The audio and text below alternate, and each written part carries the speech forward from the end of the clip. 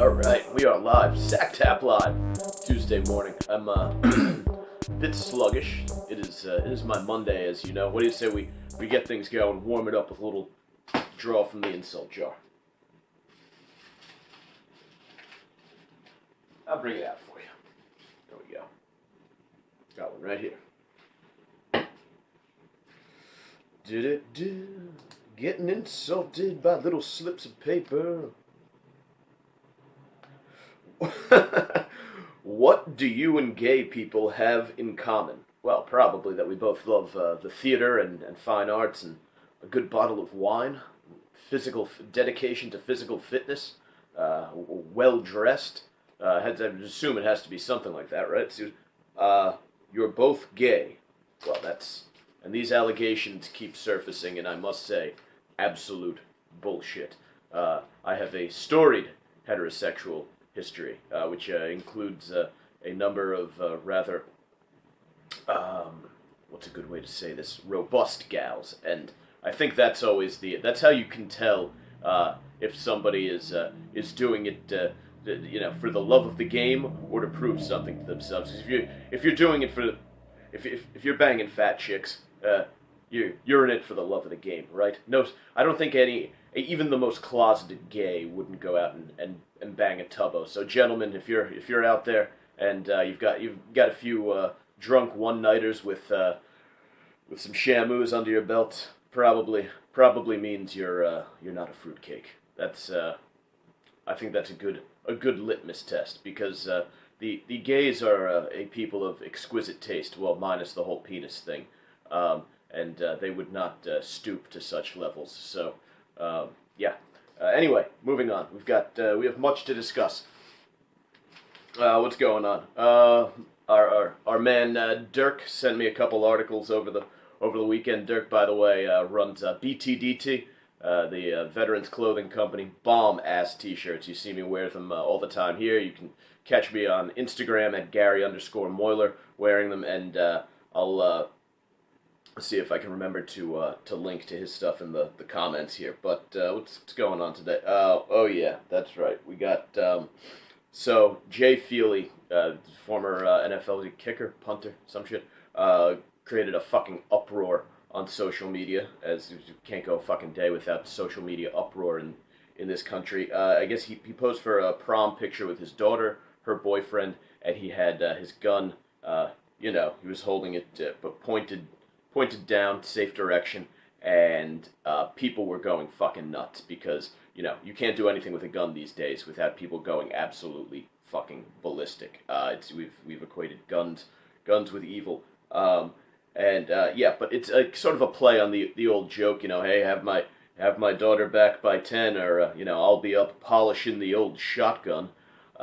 And the internet went absolutely insane. It's a big fucking controversy. His family members had to come out and defend him and say, he knows that he's known the kid for a year. They all get along and treat him like family. It was a joke, a prom joke.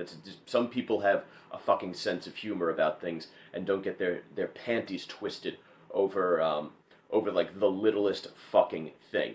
So, yeah, just absolutely fucking absurd where we're at with this. But we're going down this route now, where if you have any involvement in firearms whatsoever, you are automatically evil, right? David Hogg calling for people to stop doing business with companies that do business with gun companies, because that's it. That's going to be the sort of de facto war on the Second Amendment here, and in this case, on the First as well, right? Because how dare you? How dare you pose like this? It happens whenever someone poses a picture from hunting. They catch a rash of shit on the internet. This is the mob joining together, a vocal mob joining together to tell you what you can and can't think or say or do, even if what you're doing is perfectly legal and harmless, like a joke picture of you with some loved ones and you got the gun. It's a joke, right? Is there any sort of comedic trope more played out and used over the years than the overprotective father with the teenage daughter, right? Fucking You know, all those old jokes about, you know, the broken down car outside the farmer's house, and you say, hey, sure, you're free to stay the night, just stay away from my daughter. You know, you're gonna hear that shotgun cocking. I mean, this joke has existed probably since there were guns. Since the Chinese invented gunpowder, there was probably a fucking Chinese guy. Oh, Mr. Chen, stay away from my daughter. You understand? I don't know. I don't even. That's a terrible Chinese. I don't know. I apologize to any of my Chinese viewers for that atrocious representation of your people. But point taken, right? We should be able to make jokes about whatever the fuck we should be able to say whatever we want without the internet policing ourselves.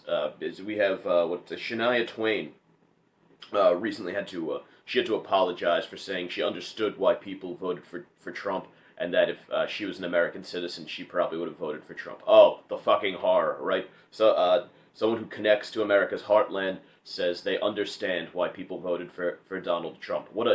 Terrible, right? Because half the fucking country didn't do that. Oh, and spare me the shit on the fucking popular vote. But 3 million more. Blah, blah, blah. Shut the fuck. Oh, you got a bunch of extra people in New York and Los Angeles voted for fucking Hillary Clinton. That's what happened. That's what weighted everything, right? Okay. Well, all right, fine. You did know that there was an electoral college, right? It wasn't a surprise electoral college. As I'm tired of hearing me at the fucking popular vote, but the popular vote, but the popular vote, or the popular vote. The popular vote doesn't mean a fucking thing. Everyone knew that. They teach you that in elementary school. They teach you about the electoral college. I don't know how a presidential candidate who's been working in government for decades gets a pass, and people say, but the popular vote. Hillary Clinton was well aware, I would assume, since like the 1960s or so, that there was an election. It was not a surprise electoral college, as my track and football coach from high school used to say. You know, when someone bitched that they had a final exam the week of a race or something, they would say, it was not a surprise final. You knew finals were coming. They come the same week every year. Well, every presidential election we have an electoral college. This isn't a fucking... So this whole thing now where you cannot be a Trump supporter. If you're a celebrity and you're a Trump supporter, you're wrong. You're just like this gigantic piece of shit, and you have to apologize because otherwise it will affect your career. It shouldn't have. Voting for someone should not affect your career, but we so aggressively thought police in this country, and it's terrifying because there are people who I think do want to take it to the next step, and it's a reasonably popular opinion, right? You have people defending on college campuses things like, you know, when they ask college students, hey, do you think there's a war on free speech going on campuses? They'll say no, but they'll caveat that with, I don't believe that hate speech falls under free speech. So there is indeed a war on free speech going on America's college campuses and in general in American society, right? We get, if someone expresses opinion we don't like, we shout them down, then people will suggest that sort of thing ought to be illegal. And in some places it pretty much is. Canada, for one, we've seen comedians punished for jokes they've made in clubs. They've gotten fined tens of thousands of dollars. And most recently in England, another so-called liberal Western society, Count Dankula. He's a YouTube star. He's like, I don't know if comedian's the right word, but he fucks around, makes stupid internet shit. He made a video of his girlfriend's pug doing a fucking, I guess, a little Nazi salute there, and he was, I guess, shouting Nazi commands at it and making it. It was just, stupid fuck around. I haven't gotten a look at it. I just read the article, but he was fined 800 pounds, I believe. I can't read that stupid English fucking money thing, whatever you weirdo fucking euro currency is. But he was fined 800 something weird European. But the point is, this is a Western government punishing free expression. This should terrify everybody. What did they say? The law necessarily places limits on free speech and free expression. Well, why does it necessarily do that? That doesn't sit well with me. All I have heard, by the way, since Trump started running for office, was that Donald Trump is literally Hitler, and that's coming from the political left. Well, there's no move that smacks of what the political left in this country would do more than punishing someone for making a little fucking joke video about a Nazi dog. By the way, this is not. It wasn't actually. It wasn't even actually Hitler. You guys, it was a dog dressed as Hitler.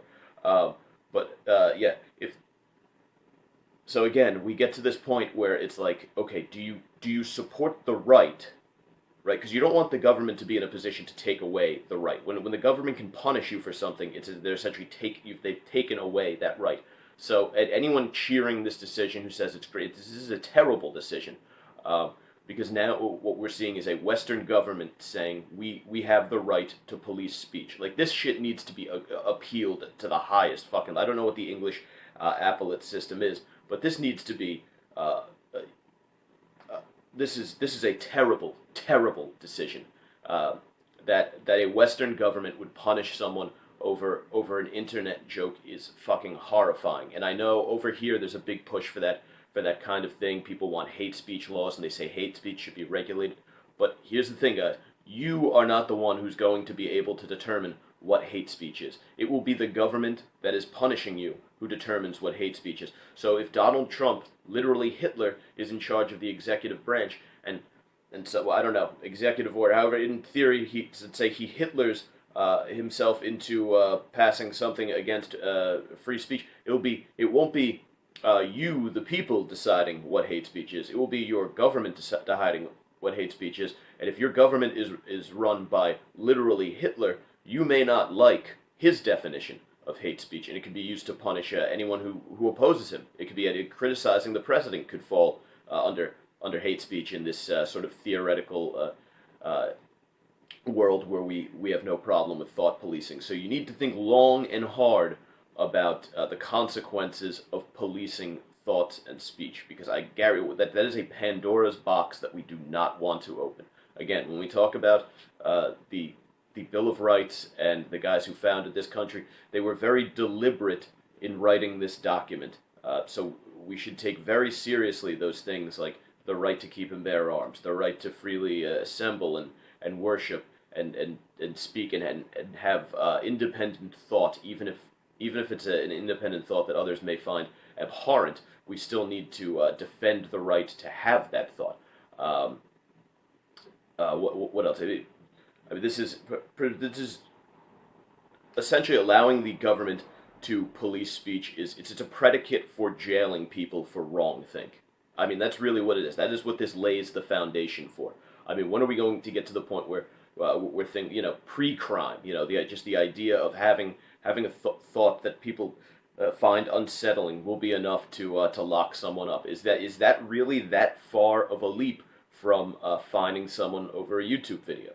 I mean, there are very concrete steps that you can follow that path and say that's what's coming next.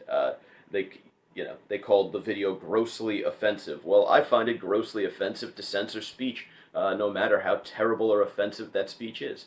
I mean, if we do not defend speech that we find disgusting and abhorrent, then we aren't defending free speech at all. You should.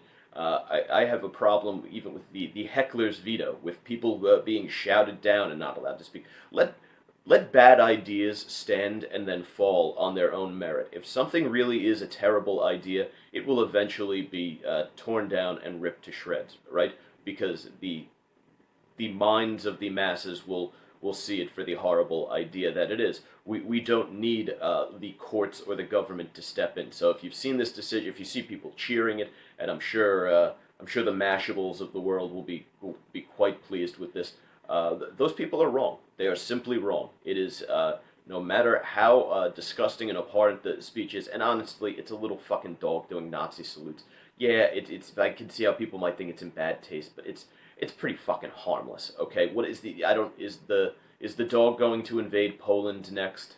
Is he going to lead a fucking blitz on France or whatever? Is he going to attempt to cross into Russia in the winter? It's a fucking dog. It was a harmless joke. As far as I know, the dog has not moved to open any camps or anything like that. So this is. I'm grossly offended by the jackasses who are punishing an internet comedian for making making a little fucking Hitler joke. But that is all for this morning. Social media. Check us out. Instagram at Gary_Moiler. Obviously, this is Facebook.com/The Savage Crew.